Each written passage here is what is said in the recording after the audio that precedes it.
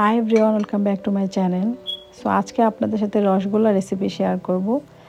আমি খুব একটা এক্সপার্ট না এগুলো বানাতে, বাট যেহেতু বানিয়েছিলাম আর আলহামদুলিল্লাহ ভালো হয়েছে, সো ভাবলাম আপনাদের সাথে রেসিপিটা শেয়ার করি। সো এখানে আমি 3 কাপ সুগার, 3 কাপ পানি দিয়েছি, বাট আমার কাছে পরে মনে হয়েছে আমি একটু বেশি পানি দিয়ে ফেলেছিলাম, আপনারা একটু কম করে দেবেন। আর আমি এখানে খুব ভালোভাবে ছানাটা মেখে নিয়েছি আর বলগুলো বানিয়ে নিয়েছি।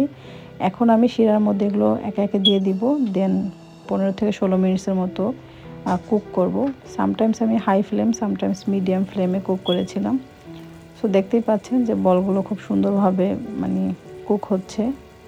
সো যেহেতু রেজাল্ট ভালো হয়েছে, আলহামদুলিল্লাহ মিষ্টিগুলো খুবই ভালো হয়েছিল, সো তার আমার রেসিপিটা ঠিক আছে। সো এগুলো আমি খুব একটা পারি না। আমি বেশ কয়েক বছর আগে রসগোল্লা বানিয়েছিলাম লাস্ট, আর আজকে বানাচ্ছি। সো আজকে রসগোল্লা বানানোর কারণ হচ্ছে আমার হাজব্যান্ডের বার্থডে। সো ভাবলাম কেক না বানিয়ে সুইটস কিছু বানাই, যেহেতু কেক এখানে খাওয়া হয়, বাট এসব মিষ্টি খুব একটা খাওয়া হয় না। সো ভাবলাম যেটাই বানিয়ে নিই ওর জন্য। সো আমি খুব অল্প করে বানিয়েছি, কারণ কেমন না কেমন হবে এসব জিনিস খুব একটা আমি পারি না। সো ট্রাই করলাম। সো আলহামদুলিল্লাহ অনেক ভালো হয়েছিল, এতটা এক্সপেক্টই করিনি। সো দেখতেই পাচ্ছেন কি সুন্দর ফুলে উঠেছে। সো সেটাই আর কি। সো আমার কাছে মনে হয় যখন বেশি আমরা এক্সপেক্ট করি তখন ভালো হয় না। সো আমারও আজকের এই ব্যাপারটা এরকম ছিল। আমি ভেবেছি কি না কি ঘটাবো, বাট অ্যাট দ্য এন্ড খুব ভালো হয়েছে আলহামদুলিল্লাহ।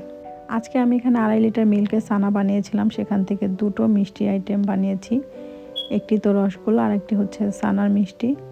সেই ছানার মিষ্টি রেসিপিটাও আপনাদের সাথে শেয়ার করব। আর ভিডিও শুরুতে বলতে ভুলে গিয়েছি যে আমি শিরার মধ্যে 3টা এলাচ দিয়েছিলাম। সো আপনারাও দিতে পারেন যদি আপনাদের ফ্লেভার ভালো লাগে, তবে এলাচ দিলে কিন্তু খুব সুন্দর একটা ফ্লেভার আসে। সো আজ এই পর্যন্ত, আবার দেখা হবে ইনশাআল্লাহ নতুন কোনো ভিডিওতে। সে পর্যন্ত সবাই ভালো থাকুন, সুস্থ থাকুন। আল্লাহ হাফেজ, বাই বাই।